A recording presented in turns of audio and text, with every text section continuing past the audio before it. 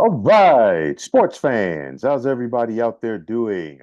William Martin coming at you one more time here on YouTube with another edition of the 300 Pounds of Sports Knowledge Podcast. And on this edition of the 300 Pounds of Sports Knowledge Podcast, I have the privilege once again to be joined by Mr. Marc Jenkins from the Kitchen Sink Podcast. If you've checked this out recently, we discussed, all of this Pac-12 expansion that's going on. We got a lot of support from you all, and we want to take this time out once again to thank each and every one of you for that. And we have another hot topic to talk about on this edition.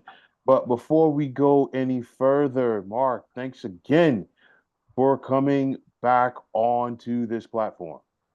Thanks again for having me, Will. Pleasure again for being here, man. And thank you for everybody who took the time to take a look and listen in what we had on going on about the Pac-12. Definitely a good show there, and expected another good one here with us talking about what we've been seeing the first 3 weeks of the season from the signal callers. Yeah, my first question to you is about the quality of quarterback play right now in the National Football League. Do you think it is better or worse than it was about 15 to 20 years ago? Um, so I mean, that's kind of an interesting question. I'm glad you actually asked that because I'll kind of answer that in two parts.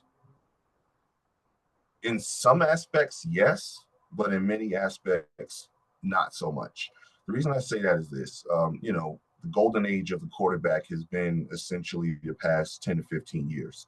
So when you say 15 to 20, it's kind of like overlapping when we kind of began to get into that golden age, and then when the league just became super pass friendly, like a game of Madden or something.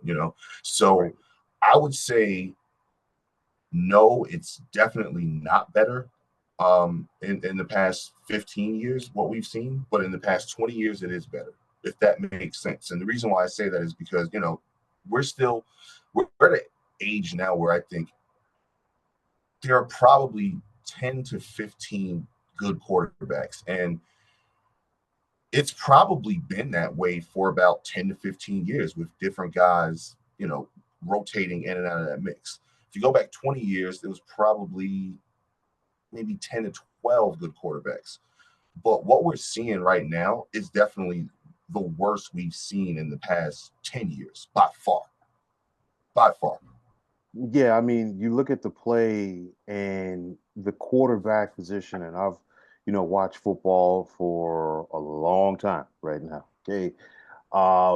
It's one of those where, to me, I feel like the position is watered down. I feel like the quality of play is not there. There's not a lot of guys who I would deem to be elite quarterbacks right now in the National Football League. And then, of course, you have the situation where, to me, I feel like some of these quarterbacks are being immensely overpaid. And I think part of it is due to the fact that, hey, teams are looking at it and saying, this guy is not great, but what is our alternative if we lose this guy? So now you've got to go out there and really overpay, some of these guys. And honestly, I think, the product, is failing because of that. I have so many different theories on it. And one thing that I want to harp on first is the fact that, to me, I feel like the quarterback position is overvalued right now in the NFL. And the angle I'm coming from with it is this: the quarterback position, more than any other position in the National Football League, when it comes to the first round of the NFL draft, there are more reaches than anything else. We have consistently seen, especially in the last 10 years or so, we've seen a lot of guys, okay, get drafted in the first round that were reaches. And all it takes is one team to do something desperate, and then a guy that maybe you might have looked at the back end of round one, maybe early round two, or even possibly round three. Now all of a sudden he's going in round one. And I really think that, has has put a damper on things. There's a lot of other stuff I want to talk about, to kind of piggyback off of that or build off of that rather. But I just wanted to start with that aspect as far as, teams reaching to take guys in round one. Well, you got to look at it like this. What I was saying earlier about probably 15 guys. The reason why there are 15 guys right now, in my Hmm. opinion, is not necessarily because the talent jumps off the board for those 15 guys. It's because the running back position has become obsolete, which then puts more on the quarterback. We've seen the death of the running game in the NFL, for the past 10 to 15 years, essentially. And I think, and this is kind of like going off topic a little bit, but it makes sense. Um, I think the running game is coming back into the NFL, and I think this is why we're now seeing the quarterbacks not as good. And I don't mean not as good because, like I said, there's still about 15 guys that any team would take. But the defense, I think now we're seeing a shift with all of the real top athletes being on the defensive side of the football, which are now clogging up the receivers from being able to do what they do best. And then also the offensive linemen just cannot do anything with some of these monsters at defensive end. So they're getting pressure on the quarterback quicker, which is now making the game evolve again. If we look at any sport, it's all about evolution. And every maybe 2 decades or so, the game changes. And now what I think is happening is I think because the league has become such a quarterback friendly league, it's everyone's been focused on the defense to stop the quarterback and to stop the passing game. And now that we're seeing that unfold, I think the running game is going to kind of come back. Yeah, listen, that right there is a very excellent point because you look at it and for a while, it was accustomed to see like two, three, four, five running backs possibly, being drafted in round one. And then, teams have really, scaled back from it. And then if a team does take a running back in round one, it's almost like it's frowned upon. I remember a very dear close friend of mine, shout out to him subliminally, talking, we talked the year that Adrian Peterson got drafted, and I think Adrian Peterson might have went, I believe, seventh overall that year to the Vikings. And my friend said right then and there, he was like, listen, that was the surest pick of that draft. And it was like, you figure Adrian Peterson is a Hall of Fame running back. Okay. Um, but you look at it and football in its purest form, you have to run the football. I know that the San Francisco 49ers, they've been close, but they have not touched, football's holy grail, with Kyle Shanahan. But one thing that keeps them in that mix is their ability to run the football. You could already see it with Jim Harbaugh in 3 games back in the NFL with the Chargers. The Chargers are running the football, and the Chargers have been a more physical team. You've got to run the ball.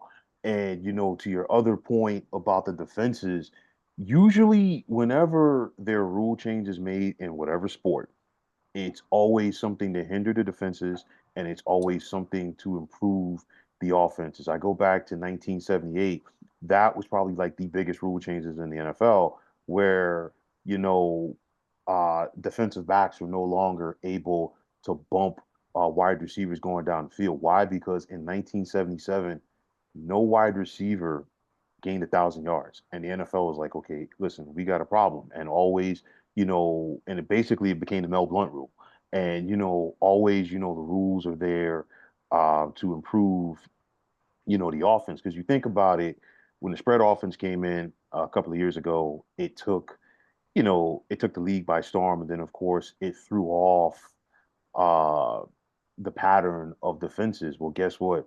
These defensive coordinators have adjusted. These defensive players have adjusted. And it's kind of like, you know what?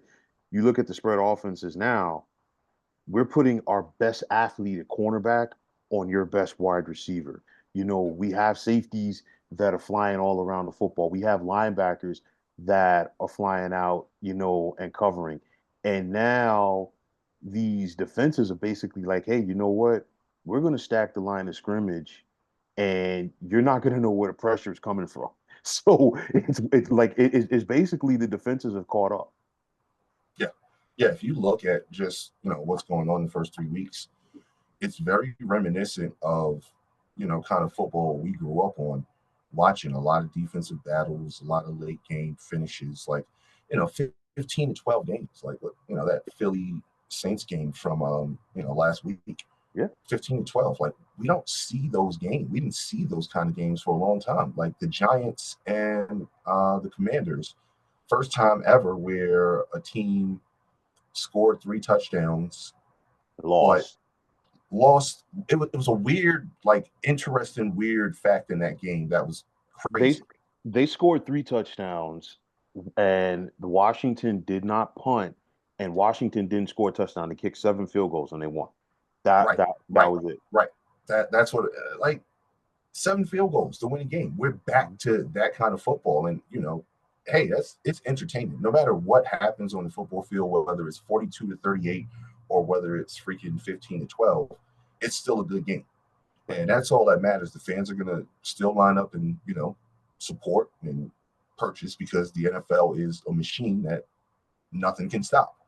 But I'm encouraged by what I've seen in week 3. When we kind of talked about, this idea to do this show right after we saw the extensive garbage time that was week 2 from the quarterbacks, I'm a little encouraged because there was a little bit more productivity from the quarterback position. Jaden Daniels, how about what he did? 21 for 23 as a rookie. It's pretty impressive. Sure, he had a bunch of checkdowns, but I mean, 21 for 23, threw for almost 300 yards, 3 touchdowns total. And then that last pass was just a masterclass of a quarterback throw to Terry, where he Terry caught that McLaurin. touchdown. Yeah, Yeah. it was great. That pass was crazy, man. Like, Listen, that the kid's going to be something. the throw and also the fact that he had pressure in his face, and Yeah, and he stood in there and he delivered. You know what I'm yeah, saying? And that's when this is why you see like teams that were willing to move up, or were like interested to try to move up with Washington to take him. Teams that were interested to try to move up with New England to take Drake May and stuff like that, because there were special talents in this class, and I really don't think that you're going to see um those special talents coming down the pike in the 2025 draft. I know some people already, they're trying to be critical of Caleb Williams because the Bears offense has not been there. It's just 3 games, okay? Every rookie quarterback is different. I know that the Bears have changed things at the skill positions for Caleb Williams, but they still have questions at the offensive line. And on top of that, they just played 3 of the better defenses in the National Football League their first 3 games of the season. I mean, Tennessee, yeah, Tennessee's 0-3, but it's not because of their defense. It's because they don't have a good quarterback. Okay, and I talked about this the other day in regards to Will Levis. And then we just saw the Bears struggle offensively once again with the Indianapolis Colts. And then, of course, in week 2, it was Houston Texans. But yeah, you look at it, I feel like some of these teams, and, at all levels, I'm going to start with the NFL level right here. I feel like somewhere along the way, this narrative just came in place like, hey, we got a rookie quarterback and we got to play him right away. And I feel like every quarterback is different. Every situation that said quarterback walks into is different. And everybody's not built to go out there and be a starter from day one. And you got to be very careful with that, because sometimes you can ruin these kids. And sometimes in recent years, we've seen it happen. We've seen some kids walk in to bad situations, and before you even blink, they're out of the league. I mean, you look back at the 2021 NFL draft, and I think that was probably a masterclass as far as over evaluating the quarterback position. 5 quarterbacks were taken that year in round number 1. Only one of those quarterbacks is still with the team that originally drafted him. That was Trevor Lawrence, who went first overall to Jacksonville. And a lot of people right now have a lot of questions about Trevor Lawrence with what he's Right. not doing in Jacksonville. Zach And he Wilson, still got paid. That's crazy. and again, yeah, it's like what we were talking about before. Yep. I mean, you think about it. Trevor Lawrence has really not done anything, so far in the NFL, and then he just got a $275 million extension earlier this year with 200 million guaranteed. So Doug Peterson could come out and say whatever he wants, but guess what? You got to pay this guy because he ain't going nowhere. Right. So, and you look at that draft. Trey Lance was a reach for the 49ers. Zach Wilson, the ultimate reach for the New York Jets. Mac Jones, we don't know what Mac Jones could have been because Mac Jones went from throwing the football on every down to first rounders at Alabama to throwing the ball in one of the worst offenses in the NFL, courtesy of the New England Patriots and Bill Belichick. And of course, that's why Bill Belichick is no longer a coach there. But it's one of those where I just feel like more often than not, these teams they take reaches at quarterback. Some of them at least, okay, they feel like they got to thrust these kids out there right away, and then of course you bring in a rookie head coach or first year head coach, and of course the trend is he's got to go out there and get his guy at quarterback. I totally get it, but again, some of these kids they're not ready, and then it's not. I'm not going to put it all on the coaches because the game has changed, unfortunately, because there was a time when you hired a head coach, he was going to get 5 years, and he was going to get 5 years to try to go out there and turn that thing around. Now we have situations where you might bring in a new quarterback, new head coach this year. He drafts quarterback, and then by next season you're moving on to another head coach, and then what happens? That quarterback more often than not is in limbo. Why? Because he now has a head coach that does not want him.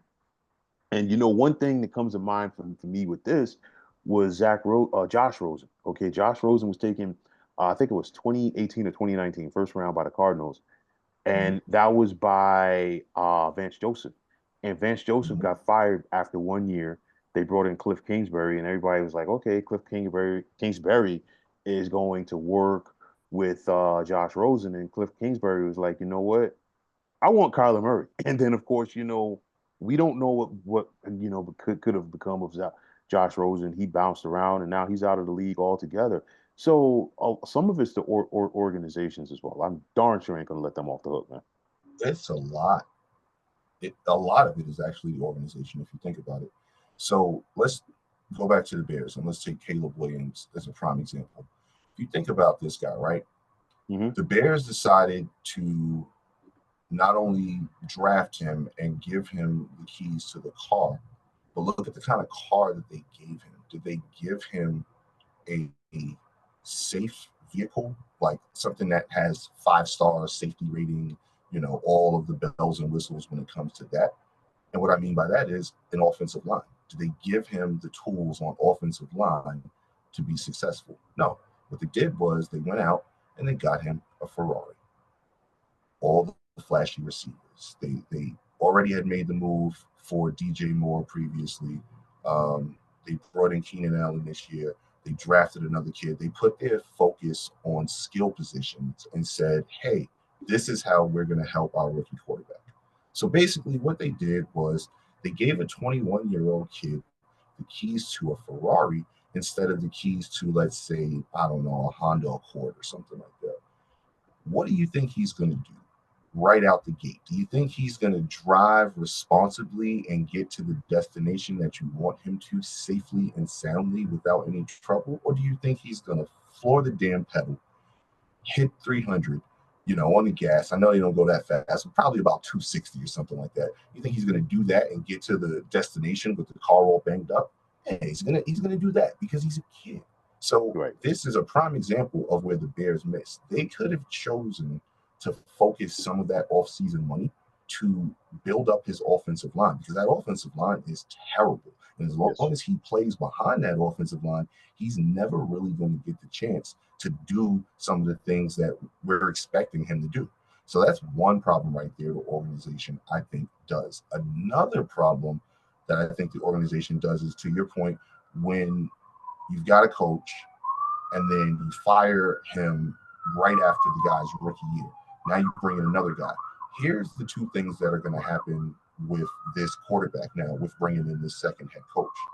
One, he's either going to get forgotten about, like the Arizona Cardinals situation of about 5 years ago, or now you're asking this rookie quarterback to learn a completely different system. So he's already had the hell of learning the NFL and learning his first NFL system, because unless you went to freaking Alabama, Georgia, Texas, unless you went to a school like that where the playbook is just similar to an NFL playbook as far as size wise and as far as verbiage is concerned, unless it's a situation like that, you're asking this guy to learn the NFL, you're asking him to learn an NFL playbook, everything that entails in year one.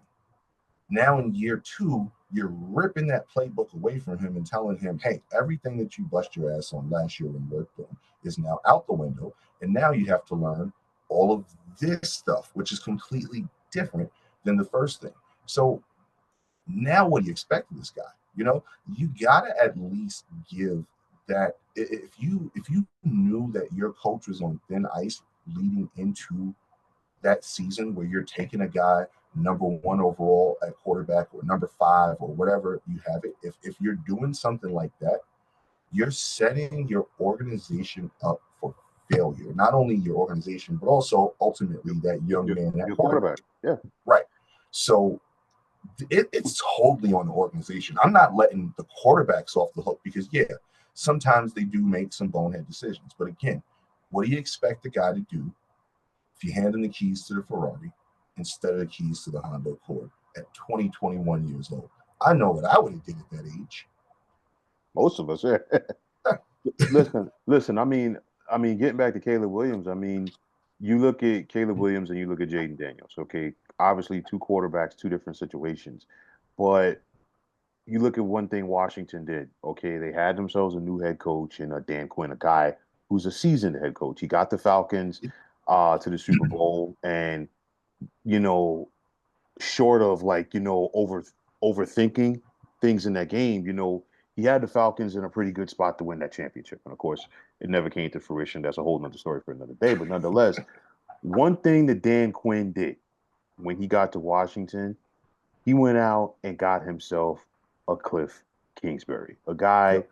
who's been a head coach, in the NFL, worked with Kyler Murray. Okay, you go back to his college days at Texas Tech. He had Patrick Mahomes. He had Baker Mayfield there. Okay, he even had Davis Webb. All of these guys ended up getting to the NFL. So he knows a thing or two about the quarterback position. And now he's going to be working with Jaden Daniels. Caleb Williams' situation, they got some talent at the skill positions. Okay. I think Roman Dunze is going to be a stud. I think Keenan Yeah. Allen, in these early, stages of the season is looking very finished. And I honestly, I think he came into camp out of shape and he's never recovered from that. But going back to it, you're going to go out there and get Caleb Williams. You got the skill players, but you got to work on the line and you also have to work on the coaches. And you got a defensive minded coach in Matt Eberflus who's coaching for his job. And I'll tell you like this, with all of the hype that the Bears have around them, after bringing in Caleb Williams, guess what? Anything short of the postseason is going to result in him getting a pink slip. You know what I'm saying? Absolutely. Yeah. Especially when you combine the fact of how Chicago played down the stretch last year and how they finished up the season looking pretty strong, with Justin Fields taking leaps and bounds. Now he's in Pittsburgh. They're 3-0. I'm not saying it's because he's lighting the world on fire or anything, Hmm. because it's not the case. But when you compare all of that and throw that into the blender, what kind of smoothie are you going to have at the end of the season? You're going to have Eberflus out, and now Caleb Williams going into year two in that same exact situation that I just talked about. And I expect nothing more than that from Chicago, because this is an organization that showed they get it wrong every time. I mean, listen, first of all, with the Bears, I've lost track. I think I know it's at least 35. We're getting closer to 40. And then that number right there, that's the amount of starting quarterbacks that they have had since they got rid of Jim McMahon in 1988. Okay. And just to give you an idea about that same situation, you think about how many quarterbacks that the Green Bay Packers had over that time. Okay. You think about how many different quarterbacks Three. that, yeah, that maybe the Pittsburgh Steelers, had over that time. And it's one of those. Quarterback is the most important position on the field. So you have to make the right decision there, but it's not just the right decision with said quarterback, it's who you're putting around him. And it's not just the players, it's the coaches. Because, getting back to what you were saying about Justin Fields, there were some people that wanted to run Justin Fields out of town, with the Bears. I was one of those who I said, listen, why don't y'all just take those picks, okay, and build a team around Justin Fields?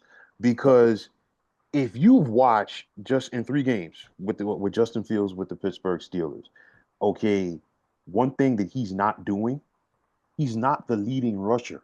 Okay, Justin Right. Fields, you know, like for the Bears to have a chance to win, when he was a quarterback, he had to have 1,000 yards, rushing. Then they Yeah. had zero receivers, and finally, when he was showing signs of life, it's like, yeah, but.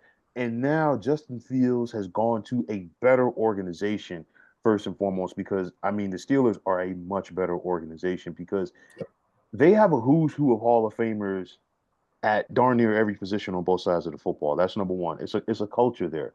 It's a way of life. And I like what the Steelers did. Why? Because you bring in Arthur Smith, the former Falcons head coach and the former Titans offensive coordinator.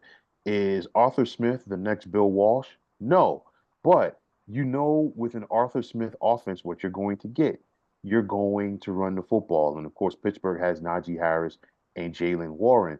And week by week, I've seen the Steelers' offense get better with Justin Fields, and I think they're on a cusp of doing some special things because I've seen him in the first couple of games of the season make some big throws to George Pickens down the field that got called back for penalties, and so I'm like, you could see that they're on a cusp of something, but for the first time, I have to say probably since Justin Fields was at Ohio State he's having fun playing the quarterback position again.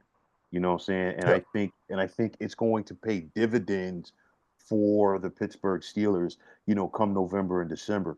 And the other big thing for me with Justin Fields going to the Steelers as opposed to his situation with the Bears he has a veteran in the room that has played the position and played the position at an elite level that he can lean on in Russell Wilson. A lot of these teams, they don't have that. I mean, you go to a situation and you know like some of these teams they take a quarterback and it's just like basically the other two quarterbacks in the room you might have a Mike White okay, and you might have, a Tommy DeVito or a Skylar Thompson, and I'm like, what are they going to teach you about the Nothing. position? Nothing, nothing.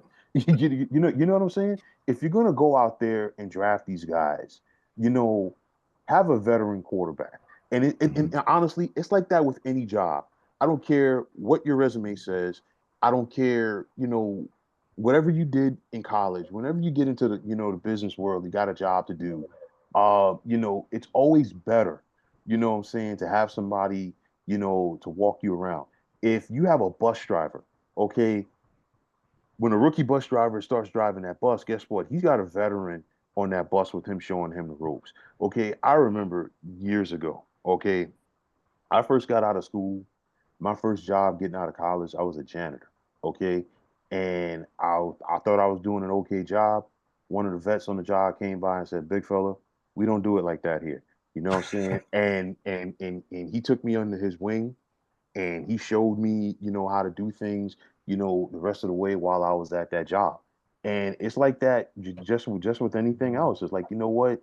You're gonna sit up there and invest all of this time, all of these resources, all of this money in the most important position on your team, and then you're not gonna go out there and give that guy somebody to lean on and teach him. I think back and just switching sports real quick. I think back to when the Knicks drafted Patrick Ewing. Everybody Mm-hmm. knew Patrick Ewing was going to be a star for the Knicks. You figure 4 year starter at Georgetown. Honestly, people compared Patrick Ewing to Bill Russell. Right. Coming out of college, that's the type of talent that he had. Okay, as good as Patrick was, and coached by the late great John Thompson as well. Guess what? His first 4 years with the Knicks, he still had Bill Cartwright to lean on. Okay, Bill Cartwright Mm-hmm. was a vet. Bill Cartwright pushed him in practice. Bill Cartwright showed him the ins and outs, this, that, and the third. And that's what you got to do.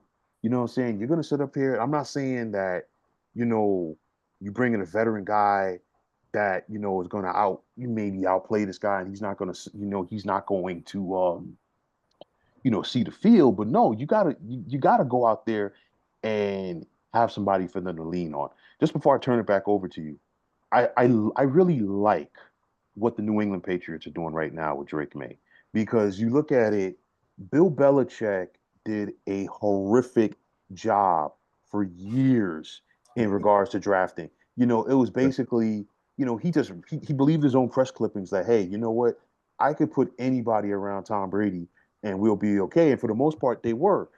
But once Brady left, you saw Belichick's lack of drafting front and center.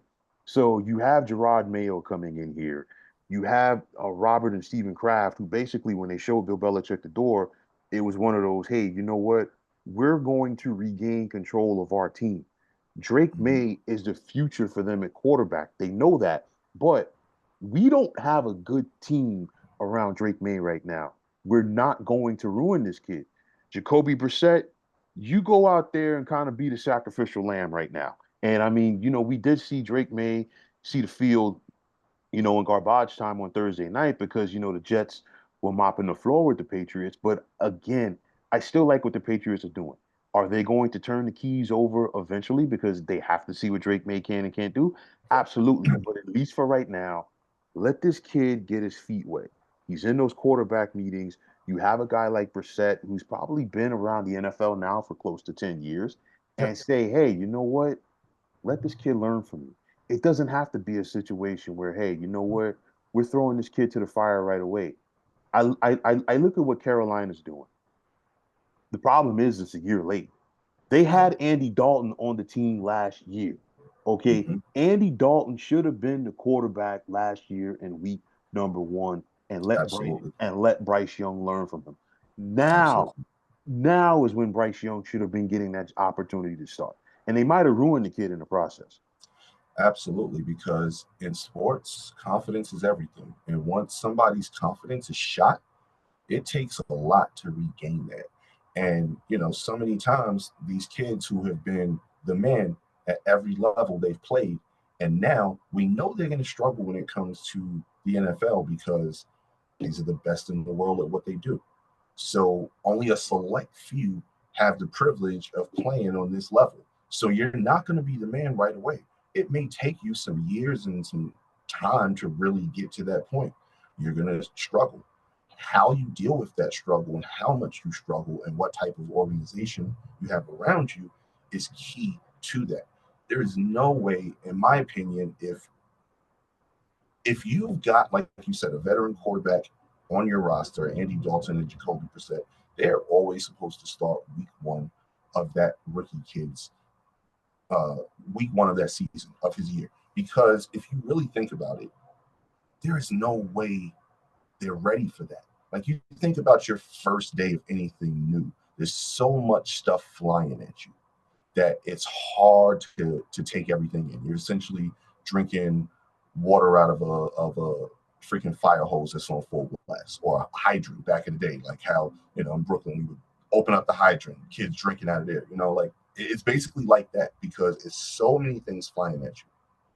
What I think the good organizations where they get it right is they've got their veteran guy there, he plays, and if they know the season's not going anywhere, the right coach, the right offensive coordinator, and the right GM, they're all on page together. They're looking at that schedule. They're on the same page, and they say, this is the week that we start our guy. It's not even a gut feeling or anything like that. It's literally research. It's, you know, week 9, week 11, 13, whatever that looks like. It's one of those weeks where you know the season's done. You know what teams are. And you say, hey, this team's defense is not that good, and they're not going anywhere either. Week 11, we've got these guys. This is when we're going to let Mike start. Like this is the game that he's going to go out there because now what can he do? This is kind of like something he's familiar with already because the game speed, it's not going to be as fast as it would be if now you're throwing him out there, uh, you know, week 12 against a team that's 11-1. Like, why would you do that? He's going to get killed. He's not going to do anything. He's going to throw 3 picks. He's going to go home. He's going to cry his eyes out. Everyone's going to be consoling him, and it's going to be a terrible decision for the guy. Why not throw him out there against a team that's in a similar situation as you that's probably not that good, and they're not going to be able to dominate him? Maybe he'll throw a pick, but guess what? He'll probably throw a touchdown pass too, his first touchdown pass, and he's riding high on that instead of getting his brains beat in from week 1 against a team. I don't know, man. It's the organizations. They do such bad things with these guys, and I get the way how they look at it is with great power comes great responsibility, the old Spider-Man thing, because, hey, I'm giving you a truckload of money, so I expect you to earn it from day one. That's how a lot of these guys are looking at it, but it's wrong. They've got to look at it the right way for the sake of not only the kid, but ultimately their organization and their job. Because guess what? These GMs are doing the GM shuffle almost as often as the coaches are doing the coaching shuffle. So they've there's such a disconnect between general manager, coaching staff, and players in that aspect of if an owner really wants to get it right, and this is where the hands-on owners I think do get it right when they step in. Robert Kraft, for an example, he's more in the building. He's there knowing what's going on day to day. You've got some owners that are just collecting checks and showing up to games in their suite and hosting a whole bunch of people who they want to make money off of in their suite. And that's the only thing they do on a weekly basis for the team. But when you've got those owners that actually have a pulse of what's going on, they know, okay, it all starts with the GM. I can't have a lame duck GM with a new head coach. I can't have a lame duck head coach with a new quarterback. Like all that stuff's got to kind of mesh up right for it to work. Yeah, I mean, listen, I mean, you have some owners that are hands on, some are who are hands off. You know, I feel like some of the ones like some of the owners who are a little bit more hands on, it works, and some of it like it doesn't. I mean, I look at David Tepper with Carolina. He's hands on, and everything he puts his hands on, as far as his franchise goes, he destroys. I mean, you think back to last year, everybody within the organization wanted C.J. Stroud. He wanted Bryce Young, and of course, the rest is history. You think about Mm-hmm. Jerry Jones with his hands-on philosophy and how it's hindering the Dallas Cowboys. Robert Kraft is hands on, but I think, at the same time, Robert Kraft is a guy who trusts the people that he hires. This time around, he's doing things a little bit differently where he has himself a GM. It's not going to be any more of this head coach being the de facto GM, and they're going to go out there, and I think they're going to piece it together because, sans the last basically sans post Brady, the Patriots have basically been a playoff team every year, under Robert Kraft's stewardship, and that goes back to when Drew Bledsoe Yeah. was the quarterback there. So Robert Kraft, he knows a thing or two about winning, and he's going to get this thing turned around there. But I just we talked about bad organizations. There are good organizations when it comes to developing quarterbacks. I think with the Kansas City Chiefs, because as great as Patrick Mahomes is, he did not see the field right away. They had Right. Alex Smith. Patrick Mahomes didn't play until the final game of his rookie year, and they were like, "Okay, we got something here." But you figure he got tutored by Andy Reid all of that time, and not just Andy Reid, Alex Smith as well. Right. And then you look at the Green Bay Packers. The Packers, to me, treated like how college teams used to treat it, as far as, you know what, we're going to take you in round one, yes, but you're going to sit down and you're going to learn, and you're going to learn from a Hall of Famer. Aaron Yeah. Rodgers had Brett Favre for like 3 years, okay, and it was the same with Jordan Love having Aaron Rodgers for several years. And I know that some people want to question the Packers, giving Jordan Love the bag, but guess what? I think those two playoff games last year, especially the game against Dallas, that kind of helped to like solidify the bag for him. And of course, unfortunately, he got hurt in week one. But getting back to the Packers organization, now they don't have to rush Jordan Love back, because you look at the way that Malik Willis is playing. And I mean, Malik Yeah. Willis, you go back to the year that Malik Willis was drafted, third round pick out of Liberty. And I think the only thing that prevented him from going higher was the fact that he came from Liberty. All right. Hmm. Went to the wrong organization, because the Titans have Yep. never really been known for developing quarterbacks, because outside of Steve McNair, and I'm not going to count Warren Moon, because Warren Moon was already a professional quarterback for 6 years in the CFL. Right. All right. But the Titans don't have an affinity for developing quarterbacks. And then again, he went and he got drafted by a defensive minded head coach of Mike Vrabel. Okay. Now you look at Malik Willis now. You have Matt LaFleur. You have a different organization. And Malik Willis is looking like a serviceable NFL quarterback, So I liked him coming out of Liberty, man. yeah, you know what I'm saying? And it's the same thing. I'm not gonna sit up here and say, like, that the guy that they got to replace him is a Pro Bowler, because he's not Will Levis, because honestly, again, it goes back to what I said before, as far as, some of these teams taking reaches on quarterbacks early, because there were people, quote unquote, draft experts, draft gurus on TV talking about, wow, Will Levis, should go in the first round, maybe top 15. Let me tell you something. I saw Will Levis play collegiately, and there was nothing that jumped off the screen to me other than, what, he's big.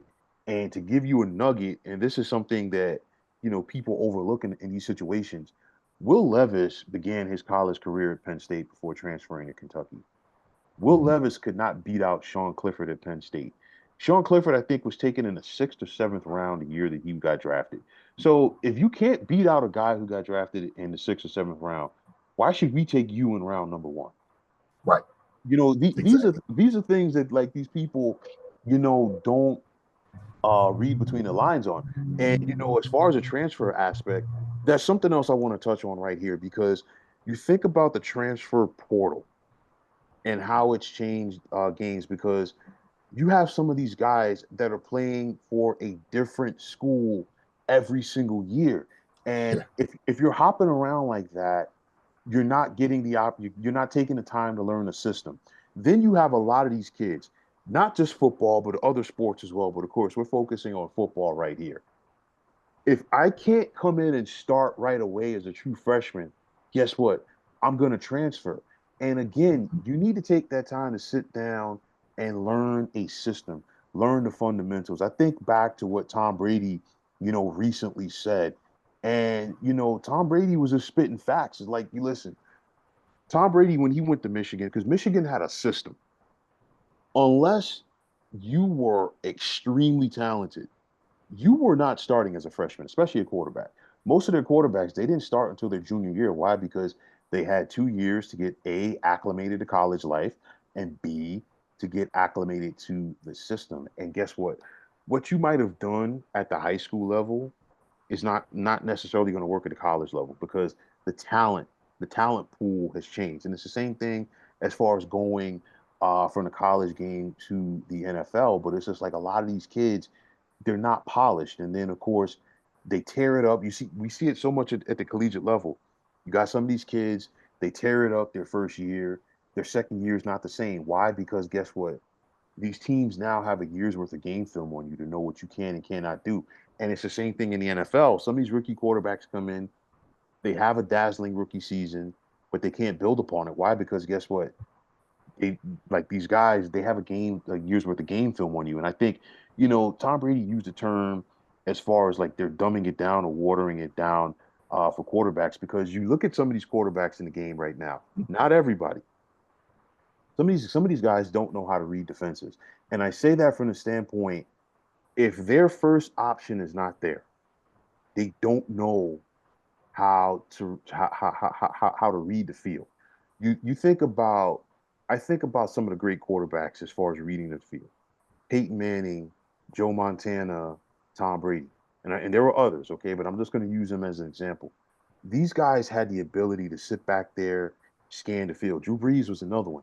If that first option wasn't there, they knew how to look around, like second guy, third guy, fourth guy, and then on top of that, they were masters as far as baiting defenses because they could just look, this way, just to Mm-hmm. get that safety, just to get that linebacker to lean, knowing good and darn well all along they're going over here, and boom, guess what? They're going to get their guy, and of course, it's going to be a big play, and the rest is history. Some of these guys nowadays, they simply do not know how to scan the field, and a lot of that, it comes from learning a system. It comes from being prepared, and unfortunately, we're seeing more often than not, a lot of these guys are not ready for that. And sometimes, again, it comes from practice. It comes from game studying game tape, and it just comes sometimes from just sitting back, watching the game, and letting the game come to you. Here's the problem with why this stuff's not happening. And if you think about it, it's relevant all across sports. It's not just football. It's not basketball. It's everything right now. And in my opinion, and I think this is, probably a topic for another show. Um, I think the red shirt died when the AAU universe began. And what I mean by that is basically um, microwave society. The kids, we live in a microwave society now. Everything has to be quick, fast, and easy. And there is no such thing as you're on this little league team, pee wee team, pop Warner team, whatever sport, and the guy in front of you is simply better than you, and you try to get better and wait your turn, and then you get your chance. Now it's, oh no, I'm packing my stuff up and leaving and going to another team. So that mentality is learned now at 10, 12. So what do you think they're going to do when they become 18, 19, 20, and they've already had 6 to 8 years of getting their way essentially with what they want to do, and they're not sticking around, getting better, practicing harder. All of that stuff's out the window. And with sports, like anything in life, if you want to get good at it, it's all about repetition. It's all about those boring hours that nobody sees you, that no one cares about. It's not on your IG live, like, 'cause no one cares about that. Like, that's the problem. We're away from that stuff now, and guys are no longer, well, I'm not going to say all of them, but they're not as many students of the game as there previously were all across the board. And at the quarterback position specifically, you must be a student of the game. You must be able to identify coverages right away. If you can't identify that Mike linebacker, what are you doing behind center? That's another thing. How many quarterbacks are actually behind center? Remember, back in the day, there was no such thing as shotgun in high school. Some colleges didn't even allow shotgun. Now, guys are not getting behind the center. Nobody wants to line up behind the center, put their hands where they need to go and get that football. Everybody wants to be 5 yards back, 7 yards back out the shotgun. They're not learning. They're just out there reading and reacting. But the thing about it is they're not properly reading. They're just reacting. And this is why the quarterback play is kind of what it is. It's a combination of what we alluded to earlier about these defenses just being bigger, stronger, and faster than they've ever been. I mean, the defensive end position now, or hybrid position outside, it's like all one position. But those pass rushers, those edge, that's what they call it now. Those edge guys, these guys are like made out of a laboratory or something. I mean, they're 6'6", 250, 260, running 4'4", 4'5", 40s. And there's nothing that these tackles can do to stop them. And unless these quarterbacks are more students of the game to kind of nullify some of that, we're going to continue to see subpar performances by the majority of the quarterbacks, even though they're getting paid 45, 50, now Dak $60 million a season. Yeah, listen, I mean, I can't disagree with anything you just said. I really can't. To me, the quarterback position has basically become like the point guard position in the NBA. And the reason why I say it is like, you know what? You just facilitate and you get the ball to the playmakers at the receiver and running back position, catching the ball and let them do their thing. I mean, I've watched football long enough to know that, hey, you know what? You probably ran like one or two screen passes, in a game. And now we're seeing like two or three screen passes per drive, okay? Because it's basically like, these quarterbacks are getting the football out, quickly. And it's kind of like, the short pass is kind of setting up the long pass. But guess what? The teams that are able to run the football and run the football effectively, guess what? They're gonna be the ones that are going to be able to set up those big time play action passes down the field. And like now, of course, the trend is, you know what, just put as much talent, around, the quarterback, at the skill positions. And that's the issue. It's kind of like, you're underpaying the running backs and in some cases some of these wide receivers, but then you're overpaying the quarterbacks because I'm like, listen, are you going to sit up there and pay a guy $60 million to go and just hand it off in a jet sweep or do like a little 1 yard or 2 yard screen pass and let the guy do his thing? You're basically you're paying that guy to be a leader. On your team. You're paying that guy to represent your franchise.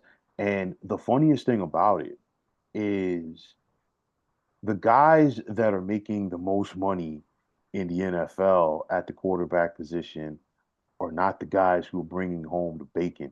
I mean, you think about it. I don't even think Patrick Mahomes is like in the top 10 as far as No, not salaries go, for the quarterback position. It's like some of these guys that are getting paid more than him have barely sniffed the playoffs, okay? right. And it just again, it just goes to show you how overvalued, in my opinion, that position has become. It's ridiculous, kind of. It's not just, it's kind of the way of how the NFL is, so to speak. And the NBA, unfortunately, is kind of following suit too. It's Oh like gosh, don't get me started.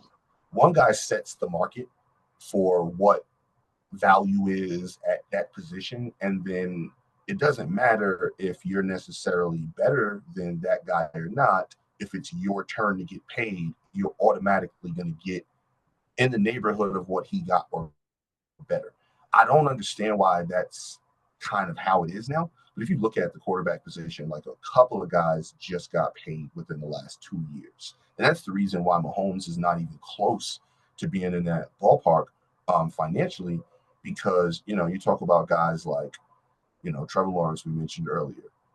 Joe I think Burrow, Herbert, Herbert, Burrow, Jordan Love, and then Dak just got his money. Dak, and then there was someone else too. I can't remember, but like each time, if you remember that a new one signed a contract, it was a couple million more than the last one, and a couple million more than the last one, and it's just like, okay, but Trevor Lawrence isn't better than Justin Herbert, so why did he get more money? Like it Right. doesn't make any sense. Like, but Dak Prescott isn't better than this guy. Why does he? Why is he now the top guy? Like, it makes no sense to me, and it just goes to show you like how the league is so quarterback centric. And I'm not saying that it shouldn't be, but it's so bad because like who are the top four?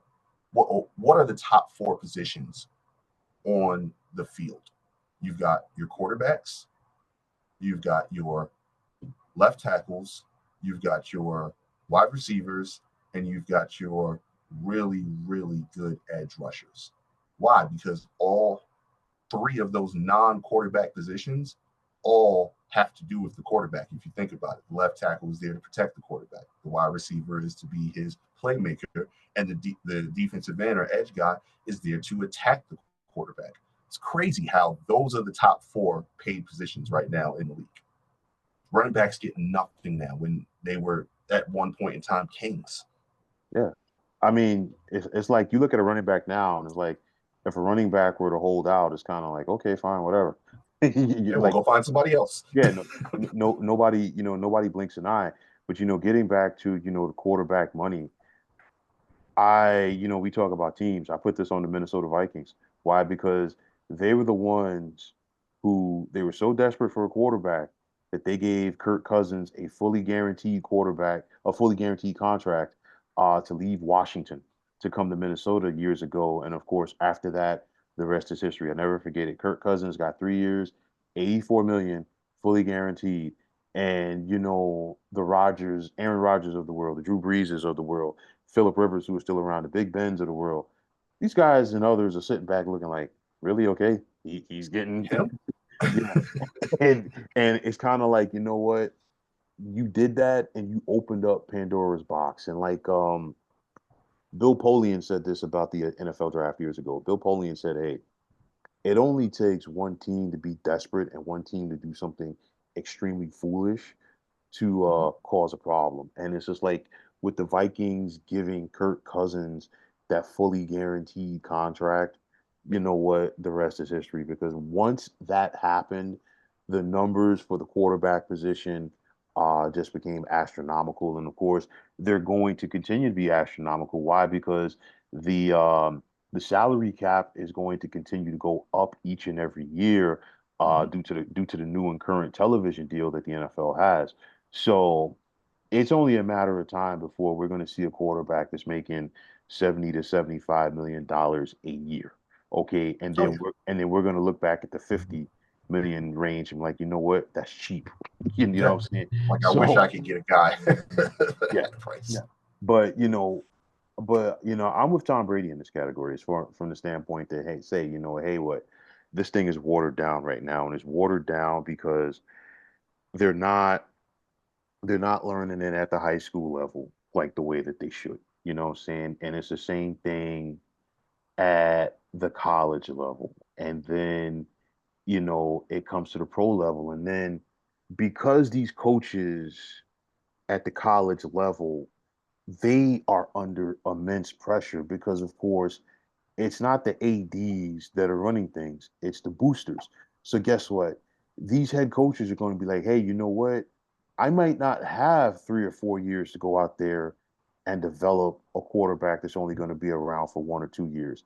I just got to simply go out there and put the best athlete on the field that's going to, give me an opportunity to win right now because especially in this day and age of the college football playoff, and the expanded college football playoff, going 7-5 or going 8-4 might not cut it, for some of these college head coaches, especially if it's a scenario where, hey, you know what, they just lost to their biggest rival, or hey, their biggest rival is in the college football playoff and they're home. You think back to like LSU for an example, and LSU football is in a very unique situation.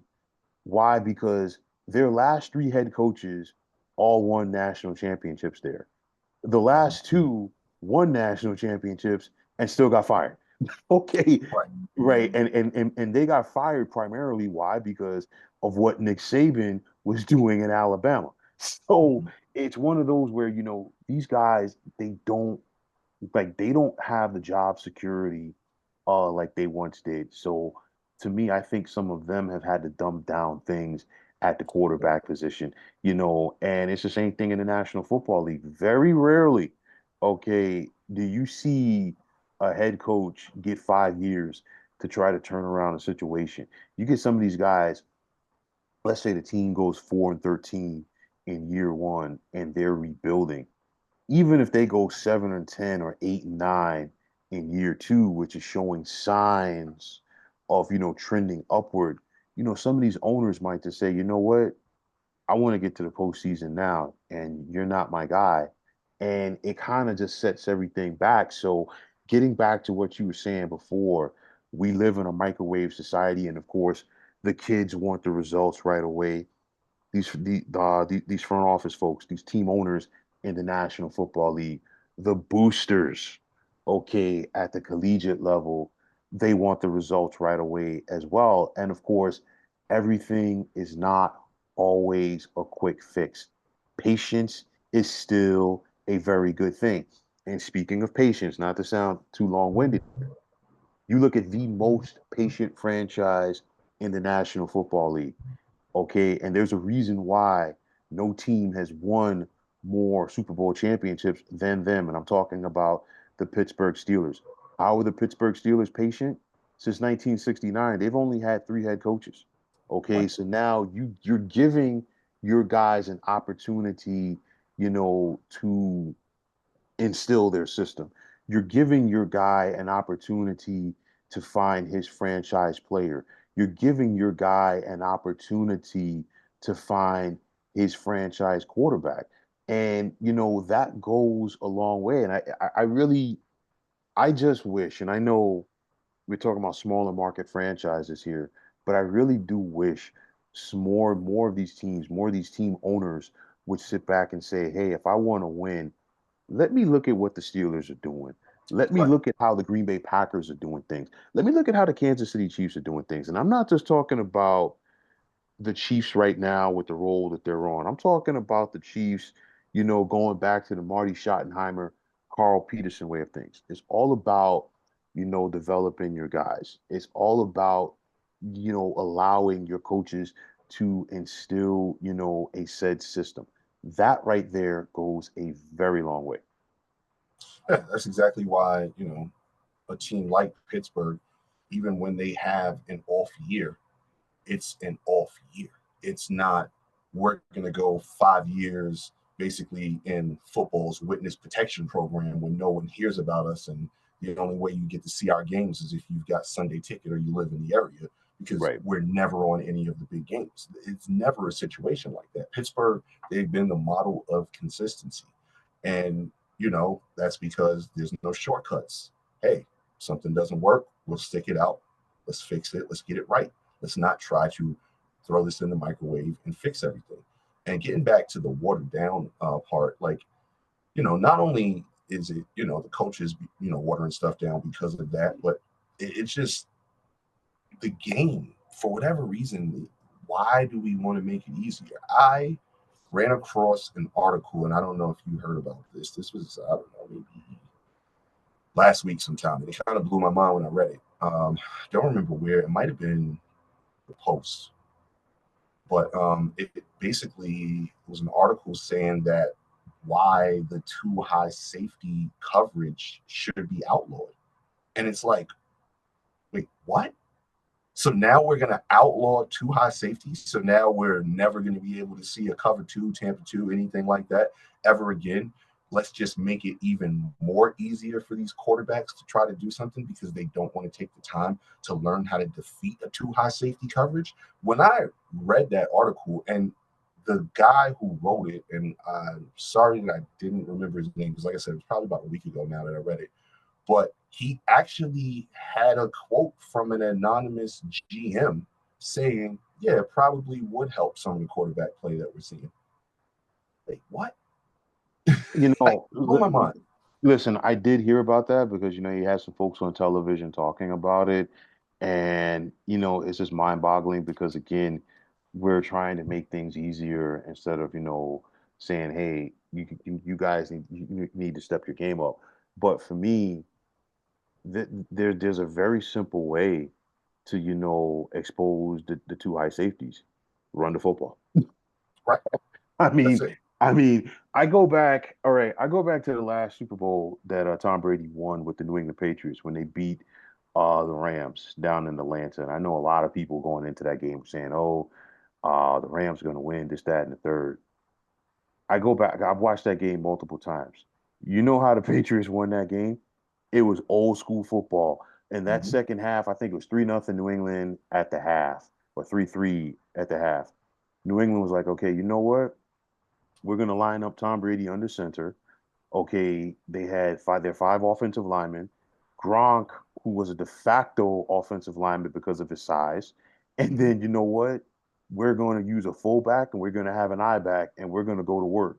And basically, New England, they just ran smash mouth football with the power sweep, and you know what? You couldn't stop it. Why? Because teams, they're so unaccustomed to it.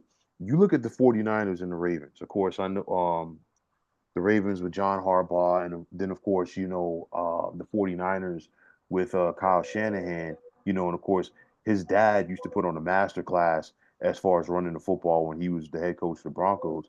They're probably like two of the few teams around the NFL that still employs a fullback. Okay, and the Right. thing is, Baltimore did. I don't know why they stopped.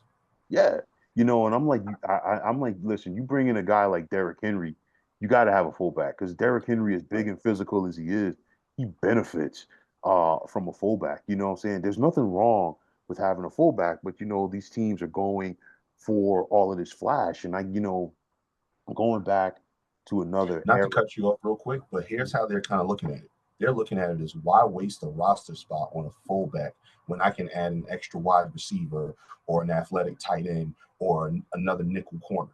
That's how they're looking at it, unfortunately. No, listen, you're spot on, and it's like just to piggyback off of that real quick. Some of these teams only have like two quarterbacks in the roster, and it's like some of these quote unquote experts that you hear on TV, they frown upon the fact that like some of these teams have three quarterbacks on their roster, come game day, and I still believe in that because guess what? If you have two quarterbacks on your roster, and especially with how more teams are employing that quote unquote dual threat quarterback, the guy who Mhm. can run this, that, and the third. Well, guess what? Running opens you up to injuries a little bit more. All right. Now, let's say your starting quarterback gets hurt.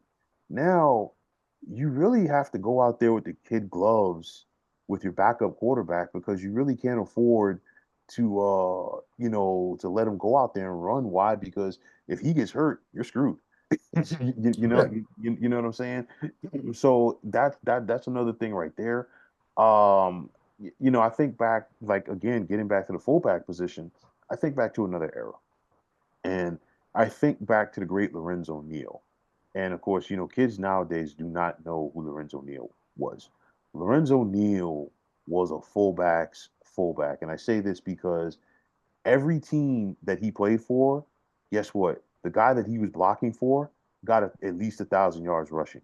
He was with the Right. Chargers when they had LaDainian Tomlinson. He was with the Titans with Eddie George, and I'm missing a couple of other teams. I think Lorenzo Neal was with the Jets when they either it was Adrian Morrell or when they first got Curtis Martin. But nonetheless, he was a fullback's fullback.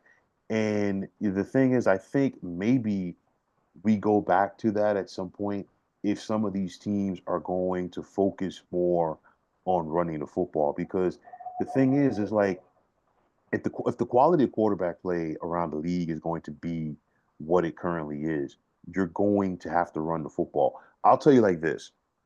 The Giants have a quick week this week. They host the Dallas Cowboys on Thursday Night Football. I know a lot of Giants fans. I know a lot of Cowboys fans. I will say this: if you are a Giants fan, you need to petition your team to go out there and say, hey, let us run the football come Thursday night at home against Dallas for a variety of reasons. Number one, the Cowboys have not shown this season that they can stop the run. Okay. Secondly, on top of that, Daniel Jones has played better the last 2 weeks, yes. But do you really want to trust him, long term, throwing the football down the field consistently? The answer is no. So if you're the Giants, you have to watch that game film and say, hey, we've got to get at least 30 rushes on the ground against this team. And Right. I really think they should do that.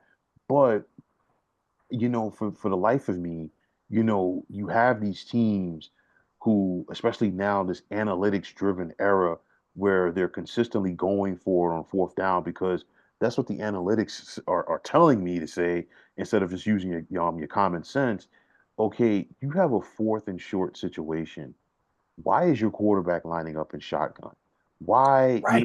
all of these guys spread out on the field, and then you're looking at the defense, they're filling up all like they are just crowding the line, and guess what? They're coming, man. They're coming. I'm like, listen, a situation like that, if you want to run the football, a hat on a hat, five offensive linemen, maybe bring in um, an additional offensive lineman, your tight end. Most tight ends can't block anymore because they're Hmm. basically just bigger wide receivers, and Yeah, get yourself a fullback. Basically, and I ain't trying to sound like the old man, yelling like get off my lawn, but I'm old enough to remember, hey, guess what? Most teams they had the receiving tight end, but then they also had the de facto blocking tight end who was an yeah, additional left tackle. You know what I'm saying? yeah, Like I listen, I remember that's how Dan Campbell uh made his way as a tight end in the National Football League. When he first came in with the Giants, I think they had Pete Mitchell. It was Pete Mitchell and Howard Cross as their tight ends, and Howard Cross was a de facto blocking tight end. And then they brought in Dan Campbell, and then of course you had Dan Campbell and Jeremy Shockey, and then Dan Campbell went on to the Cowboys, and it was Dan Campbell and Jason Witten. And of course, you really weren't going to ask Jason Witten to block. You weren't going to ask Shockey to block. They were receiving guys. right. But nowadays, these tight ends now, like I think it really started with like your Tony Gonzalez's or like your Antonio Gateses of the world. I was gonna say the basketball guys. Right. You know what I'm saying? So, Yep. these guys, you like, and now it's like you have these hybrid tight ends that can't block. And I think that comes into it, with the play as well. And then the amount of practice time as well. Not only the quarterbacks not getting the reps, but then the tackling is simply not there.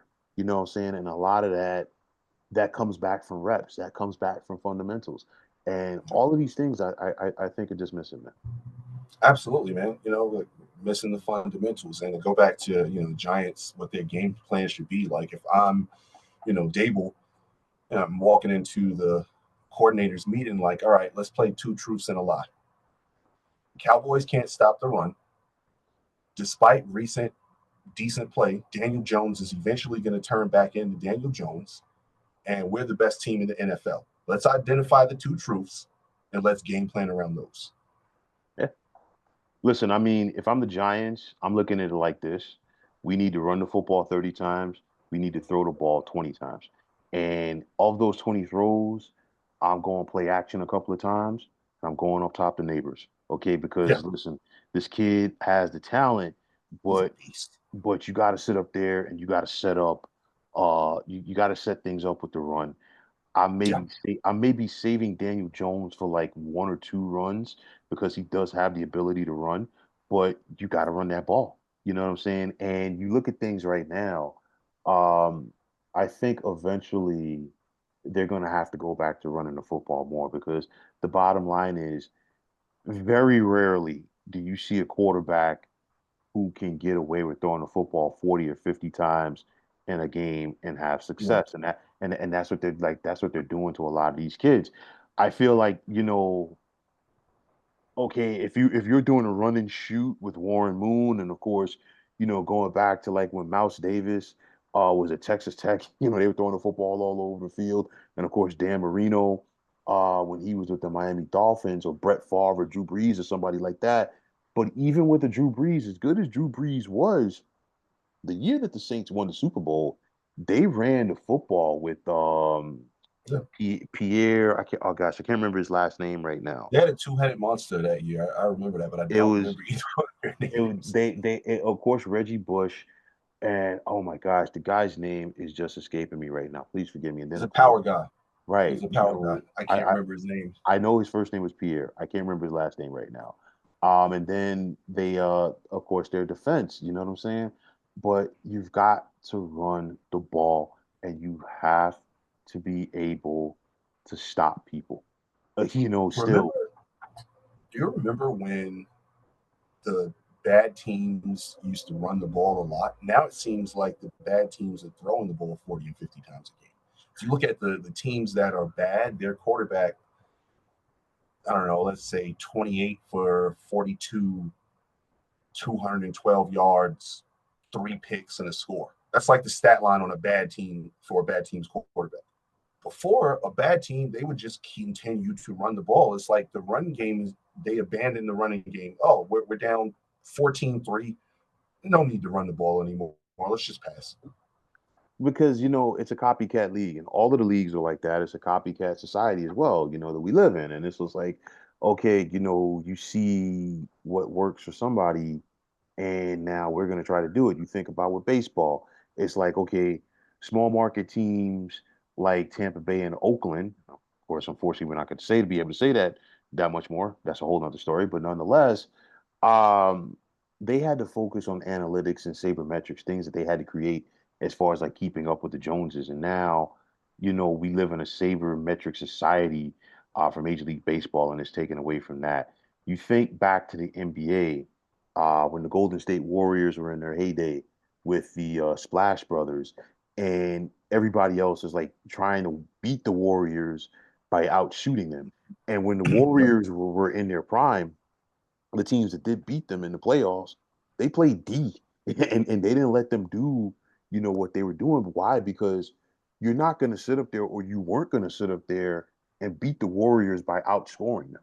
Right. Like if they're scoring 125 points a game, you can't go out there with the mindset to say, hey, we need to score 130. No, let's try to limit them to a 110, maybe 115. And it's the same thing in football. It's like the spread came in and it worked for one team, and it's just like everybody else is trying to do it, and it's just like you might not have the personnel Right. to get this done. You know what I'm saying? It's like you look at the Chiefs. The Chiefs, they've won 3 Super Bowls in the last 5, 6 years, whatever it is. I'm sure that you have smart minds in the NFL, okay, and they're going to say, hey, on a Sunday to Sunday basis, this is our game plan to go out there and stop the Chiefs. The game plan could look good on paper, but if you don't have the personnel to go out there and stop those guys defensively, if you don't have the personnel to go out there and consistently execute your offense, guess what? No matter who you have as defensive coordinator, okay, it could be Tom Landry, it could be Buddy Ryan, okay, it could be Rex Ryan, it could be whomever.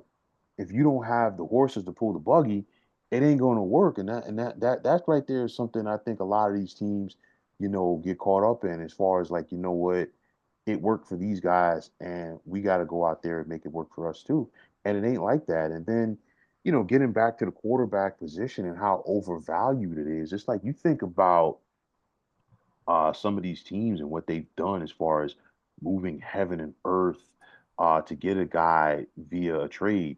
You think about everything that Carolina gave up to get Bryce Young. Was it worth it? And I'm going to take No it. way. I'm going to take it a step further. You look at everything that Cleveland gave up to get Deshaun Watson, and he looks like a shell of himself. He ain't the He same guy, looks terrible. He's not right? getting the same. He's not getting the same service he used to get, I guess. And Apparently, that's what his game was contingent upon.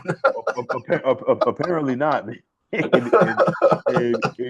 it's one of those where, hey, it's again, we've put so much on that position, and Right. listen, you still got to have a quarterback to win in the National Football League, because I think in this current day and age, you can't win with a game manager. You can't go out there and win a Super Bowl with a Jeff Hostetler, Mhm. or a Phil Simms or a Trent Dilfer or even a Brad Johnson. You got to go out there and you've got to have a guy that when it's time for the rubber to meet the road, and you need that play or you need that drive, he's going to go out there and make that play. I mean, you look at Mahomes. Mahomes, he only runs when he has to. And I think, he kind of obviously he learned from Andy Reid, but also, I think he learned from Russell Wilson, because, when early on in Russell Wilson's career, Russell Wilson was a track star out there. And as the Mhm. years progressed, Russ started running less and less. You think back to Steve Young and John Elway as well, running quarterbacks early on in their careers. And then eventually they got away from that. And even, Michael Vick, Michael Vick, once he started working with Andy Reid, Michael Vick was running less. And it was more about what you're doing from the pocket. Because, again, you have to you got to make those plays from the pocket. And I think that's something to me that, as good as a guy like Lamar Jackson is, a multiple time MVP, that's something that's still, until he takes that next step and is able Mm-hmm. to consistently make those plays in the pocket, there's only going to be so much that, the Ravens are, going to be able to do with him. But why? Because every year when the Ravens get to the postseason with Lamar, it's the same old song. Basically, we're going to drop our safeties. We're going to drop our linebackers. We're going to play cover two on you. We're going to get pressure with our front four, and we're going to dare you to beat us with your arm while staying in the pocket. And as good as a talent that Lamar Jackson is, he has been unable to prove those defenses in January otherwise. Yeah, I mean, look no further than Brock Purdy. That's who I take. He's Mr. Irrelevant for a reason. And yeah, sure, he's played well above that draft pick, but he's never going to be that guy to win you the game. He's never going to be that guy to win you the big game. He's going to be the guy that does just enough to not screw it up with this all-star squad that he has around him to get you to a certain point. But in order to get over that hump, he's gonna have to be that guy. And I always say this, I say this to my buddy who does a podcast with the Nets. He says certain things about certain players, and I say, hey, look, surprising that this guy is doing what he's doing. But there are way more who is this guys than they are Tom Brady's. And what I mean by that is you're picked for a reason where you're picked. Very rarely do you get lightning in a bottle and you get a situation where this 6th round person, is going to turn into a GOAT or something like that. Brock Purdy was drafted where he was drafted for a reason.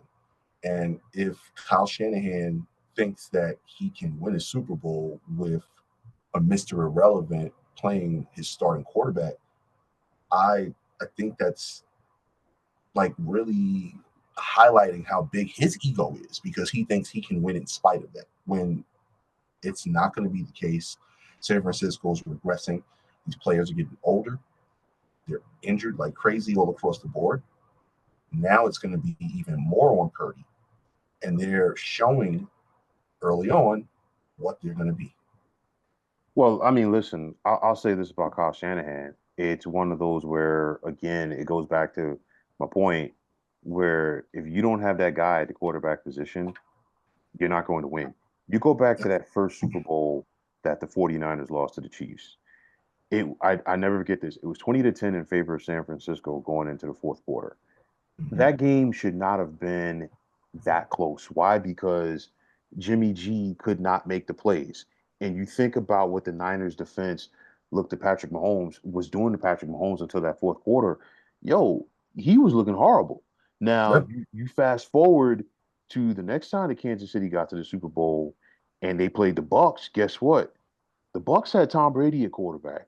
You don't Mm-hmm. give a guy like that opportunities and think he's going to go out there and let them go by the wayside. Okay, and of course the rest is history. I think back to the last playoff run that the Niners had with Jimmy G when they lost to the Rams in the NFC Championship game. That year they beat Dallas in the wild card round. They did that in spite of Jimmy G. They beat Green Bay in the divisional round. They did that in spite of Jimmy G. But when they needed Jimmy G to make plays against the Rams in the conference championship game, he couldn't do it. First quarter, he missed George Kittle on a wide open touchdown that would have changed that game. Okay. And, going back to this past Sunday's game when the Niners lost to the Rams, they had an opportunity to put that game away late. Okay. Mm-hmm. Brock Purdy hit Jawan Jennings for like a 10 or 15-yard play for a first down. But guess what? He missed Brandon Ayuk wide open over the middle. Okay. And it's one of those where Brock Purdy, going back to the Super Bowl this past January, he played okay. Okay. But Mm-hmm. it's like he kept the Niners in the game. But he's not a guy that's gonna elevate in those moments. And granted, it was not just Brock Purdy because a lot Right. of their star players in that game did not show up. And like one thing that I lost a lot of respect for the 49ers after that game, there was zero accountability because with the exception of Brock Purdy and Fred Warner, a lot of people were finger pointing, blaming Steve Wilks, the defensive coordinator. And I'm like, listen, Steve Wilks had you guys ready to play. Okay, you know Mhm. what I'm saying? Y'all lost that game. But nonetheless, it's like getting back to the quarterback position, unless you have that guy who can elevate his game and elevate the people around him, you know, it's tough sledding because there's only a handful of guys like that, that you think about at that position in the NFL. Of course, clearly Aaron Rodgers. You have Patrick Mahomes. And then, it's some guys, that you have to think about. Clearly Matt Stafford has won a Super Bowl. Russell Wilson won a Super Bowl, but I think Russell Wilson was a product of the system Yep. that he played Yep. in Seattle. And I think we've seen that, since Russell Wilson left the Seahawks, okay? But there's not a lot of guys I really feel uh, that are currently starting quarterbacks in the National Football League that have that ability. And it's one of those where again it goes back to it for me. I feel like the guys who are getting paid the most do the least. You know what I'm saying? And, and see, I think there are guys who have the capability. Hmm. I just think they also screw up too much. Also, perfect example, Josh Allen. Josh Allen has the capability to make a play when you need him to make a play. Like if you wanted to create a freaking quarterback in a lab somewhere, you would give him so many of the attributes that Josh Allen has. However, you have to hold your breath when he's about to make a clutch play because just as many clutch plays as I've seen him make, I've seen him screw up just as many times. And I think that's the problem with these new age guys is that back to what we were saying, they're not putting in the film work, the study work to really figure things out. And they're making these mistakes and it's, oh well, no big deal. When it is a big deal because of this mistake you just made cost you the game. Like I look at Josh Allen more than anybody when it comes to that because so many times I've seen him personally make the big mistake in the stretch. Yeah, and I'm listen. I mean, I listen. Buffalo's off to a strong start this year. I think they're going to be better because it's like, yeah, is the talent what it was in years past? No, but I feel like they're a more cohesive unit. But Yeah, you know, it's unfortunate for Josh Allen because he hasn't had that big playoff success. Okay, he got to the AFC Championship game once, but I think, he's had some bad moments. I think back to his first time in the playoffs. I think Buffalo was up 22-0 or something like that against Houston, and then they lost. And then of course mm-hmm. that hard luck loss. I'm not putting that on Josh Allen when they had a 3-point lead on Kansas City with 13 seconds left. I mean, Oh yeah, that was just listen, he played his guts out in that game, man. no, no, he truly And did. that's what I'm saying. He made all the plays down the stretch for them Right, to win that game. He shows us he can do it. right. He just screws up. But some of these guys, it's just like, you know, you're putting that moment and you just don't get it done. It's just like, I mean, you think about Dak, it's like, and I know like some people, I know Dak has his critics out there. I know Dak has his supporters as well, but it's just like, listen, in the postseason, Dak's not that guy. Okay. And trust I me, don't think he can make a play. trust me, he is not, listen, he's not the only one out there. Okay, Mhm. because we've seen, we can go right down the list. I mean, I know he's injured right now, and I wish him nothing but a speedy recovery. But Tua is not that guy either. You know what I No, mean? And no. it's a lot of guys like that. I look at Anthony Richardson with the Colts, and even back to his time, when he was at Florida. Anthony Richardson was a guy that would make the amazing play look easy and make the easy play look difficult. I mean, Yep. you're missing guys on screen passes, but then you're throwing a 60-yard bomb down the field and getting into the quarterback in stride. You know what I'm saying? So it's things like that, but nonetheless, I've never really seen the quarterback position like this. And I feel like the guys who are set up for the most success, A, are the guys in that are playing in the better or playing for the better organizations, and then B, the guys that, you're not rushing these guys onto the field. that's why I like Jordan Love's situation with the Packers. And then a guy who's injured right now.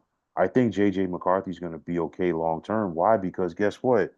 Even if JJ McCarthy was not hurt, the plan was not to go out there and start him right away. You had Sam Right. Darnold, and look at what Sam Darnold is looking like now. And I mean, all these quarterbacks, again, bad organizations.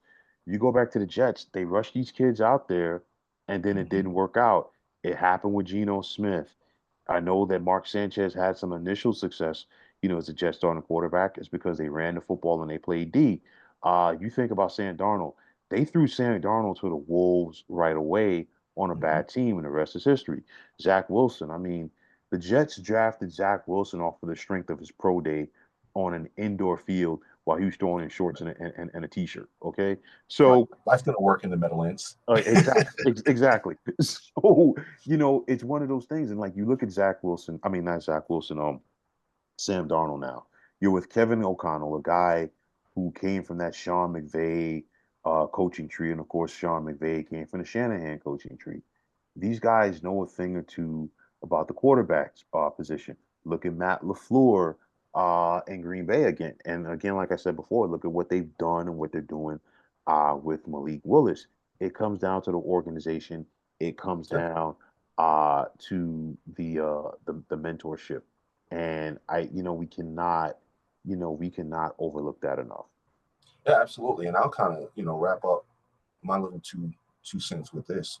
It's a combination of both those things you said, and what happens. These guys finally learn how to play quarterback in the NFL, and they actually don't look terrible. Right. That's all it comes down to. The patience in the organization, the tutelage and the mentorship within the locker room, and life. You add those things together, and they finally learn how to play quarterback.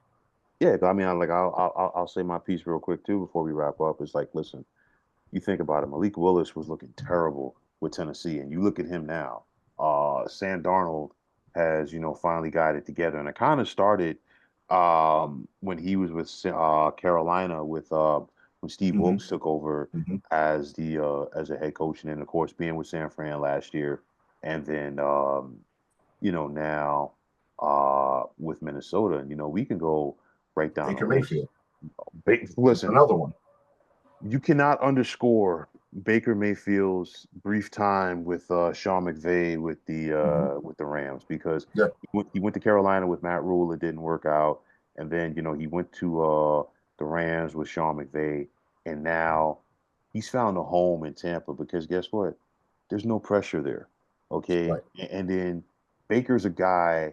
He's throwing to two big physical studs at wide receiver. You got Chris Godwin, and then you have Mike Evans. And it's one of those where the NFC South will continue to be a winnable division. You can go 9-8. You're going to get a home playoff game. You got a chance to win, and that's basically what they did. And like listen, I mean, Baker. I will say this: he kind of still walked into a tough spot because he had to be the guy to replace Tom Brady. And I know Tom Brady didn't play that many years for Tampa, but still, Mm-hmm. it's Tom Brady, and he led them to a championship. and Right. and and you still got to come in there and replace that guy. And Baker, listen, I know they had those at home with Baker commercials when he was with Cleveland, but I truly do feel he's at home right now. I feel like what he he's probably going to be their quarterback going forward for like the next 5 years or so. Oh yeah, yeah. Cleveland, back to that whole thing, the pressure, organization, everything like that. If you've got more commercials than you've got touchdown passes in your rookie year, Yeah, it ain't a good something's not team. right here. Well, Cleveland again is one of those organizations. I know that they had a couple of years where they didn't exist, but I mean, you think back, it's like they really haven't had that guy since Bernie Kosar, and Right. and how long ago was that? I mean, Bernie Wow. Kosar, I put it like this: Bernie Kosar was a quarterback for the Cleveland Browns when Miami Vice was still on TV. So I Right. mean, Right. It's been a whole lot more Tim Couches than there has been Bernie Kosar's walking through that locker room. Exactly, man. But listen, man, we could go on and on about this because there's so much about it, but it's just like just trying to give you folks out there. a taste of how we feel about this situation, and definitely feel free to chime in on this. But Mark, as always, man, thank you so much, man. Thank you. Trust me, Hey, I definitely thanks for appreciate having me. your presence and your contributions, man. And please just take this time to let everybody know what's going on over at the kitchen sink, man. Yeah, man, just tune in kitchen sink, and we're doing a lot of stuff, revamping the show a little bit, but just always giving you good content about everything going on in the world, sports, finance, just strange things, weird stuff, a little bit of everything. That's why we call it the kitchen sink, spelled SYNC. Subscribe to us on YouTube, and just thanks for the support. Listen, like I told you before, man, definitely drop that link into the comment tab on this one, so this way folks can definitely get a little easier access to your channel as well. Cool. And as always, I want to take this time to thank all of you for tuning into the 300 Pounds of Sports Knowledge podcast here on YouTube. Not to sound like a broken record, but yes, once again, I want to take this time out to thank Marc Jenkins from the Kitchen Sink podcast for joining us on this topic. Now, if you're on Twitter, please feel free to follow me at 300 Pounds of Sports. And like I always say, if you follow me, it's my pleasure to follow you right back. In regards to this channel, if you like what you heard and saw, please feel free to hit that like button. Also, the bell, so this way you get the alerts, when a new podcast is put up. And also feel free to subscribe to this channel. And also, if you're on Facebook, check us out at Sports Depot 365, one of the better sports debating sites going on social media. And for the man, the myth, and the legend, Marc Jenkins. My name is William Martin, and I'm signing off and saying thanks once again for tuning into the 300 Pounds of Sports Knowledge podcast here on YouTube. Be well, everybody.